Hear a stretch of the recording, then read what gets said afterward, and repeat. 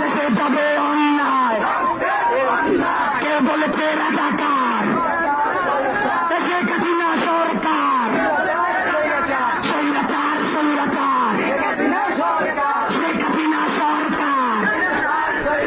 বাধা হবে যেখানে, লড়াই হবে সেখানে, রক্তের বন্যায়।